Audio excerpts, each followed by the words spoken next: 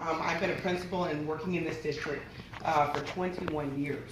17 to 18 of those years I've been a principal. And I've been a principal at several schools. I also have worked in the district overseeing after school programs, and I've been a special education teacher.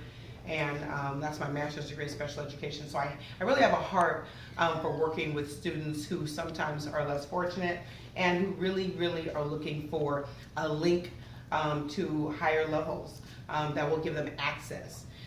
In those years, somehow I began to think about partnerships, and partnerships being a reality and a bridge, if that makes sense, for kids beyond just the regular rigmarole of school. And so one of the things I've just named myself as in the last 10 years is a partnership principal, because I felt like, why not? Why not our kids have the best that any other kids anywhere else have? And so these are great kids. I don't know if you know about Compton, but Compton has, for those of you who've been around and know Compton, know the area, we've had a negative profile for many years. Some earned and some not. And because you have had one, the media just plays on the negative. Well, it has been my mission to make the positive come out of Compton, and to let it be known, like I felt like Deborah in the Bible, or like Esther, we have to get out there and make this a personal mission. But I found that I couldn't do it by myself. And so I have found it very helpful to reach out, and I found that there were people like me, out there who are in businesses or private sectors, or just individuals who are working in high places but have a heart and say, I really want to see something, or people who came from this area who still want to not give back, because that's just like a word. I don't really kind of believe in giving back. I believe in bringing people with you, and I believe in investment. And I think that that's what is in the hearts of many people, but those of us in education don't always know that. We get caught up in the rigmarole of what we do, in the day-to-day work, that we don't even reach out to businesses. And businesses and people and corporate offices and private sectors are actually waiting. I learned that. When I started reaching out, I started out with 5, 10, and to this date, it got to 76 partners now, of people saying, I want to help. And it's good, because I'm not the expert in a lot of these things that children need. So the superintendent has asked me to take on a role next year where we are going to be bringing partnerships, school community partnerships throughout the district to every school. Not just 1 or 2 or 3 schools, but to every school. So that's a really ambitious venture. But I believe in possibility, and I believe that it is definitely possible that every single school in this district can have 1 or 2 or more partnerships that will align to their needs and align to the industry needs. We are believing, so the mission and the vision of this whole thing, as I've been thinking about it, because I'm a very spiritual person, so I really felt like I needed to hear directly from God for me, what is the vision of this work?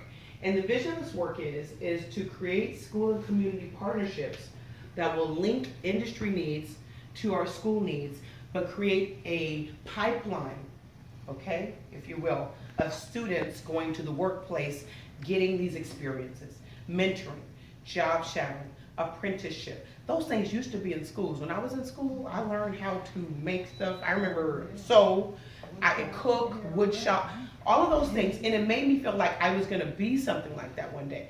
ROP was a program that was back when I used to work at the bank when I was in high school. I loved it. I dressed up. I thought I was special. And then that went away because of funding. But I found out that doesn't have to go away. Children can still be mentored, and mentoring is necessary. My school has a high percentage of children in foster care. They need mentors. And guess what? All their foster care experience was not a good one. I've heard some really bad stories. They need mentorship.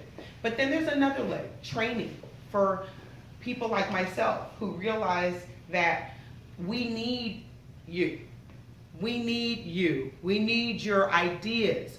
Many of you, I found out, you probably sitting at home saying, the school should do this. And we're saying, how do we do this? So why are we doing this? We need to get together to do better. And we always work better together. So Compton has great potential.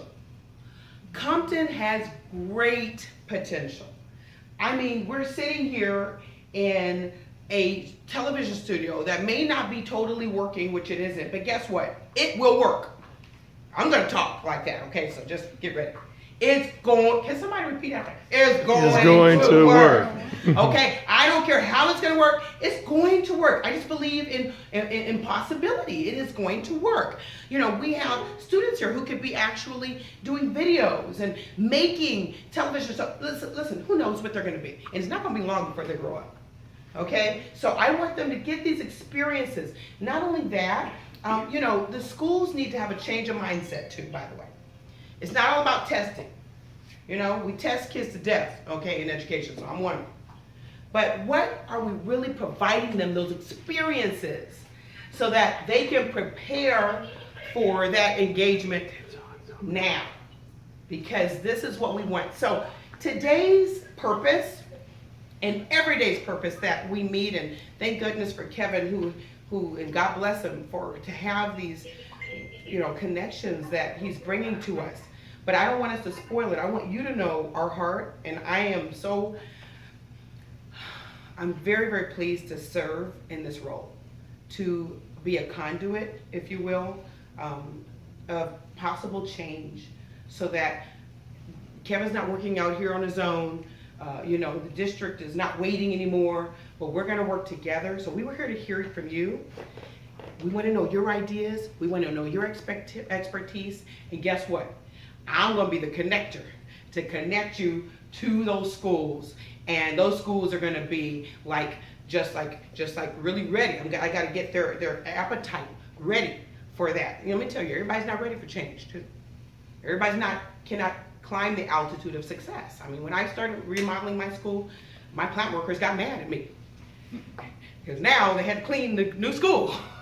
So it's not always you know, a wonderful, exciting transition. Sometimes you have to train people that, listen, we're moving and we need you to move with us. So it's very collaborative. We know we don't, you know, and schools have to know that no one's going to come in and just take over their school. That's not it. It's a collaborative partnership. And, you know, as far as I'm concerned, every school should be highlighting these partners so that as people come through, the children are not just coming to a school, but they're coming to a place of learning and a place of growing. So I hope that gives you a context of why you're here, why we need you, why we'll listen to you, and what are the possibilities out there for us working together. So I know we're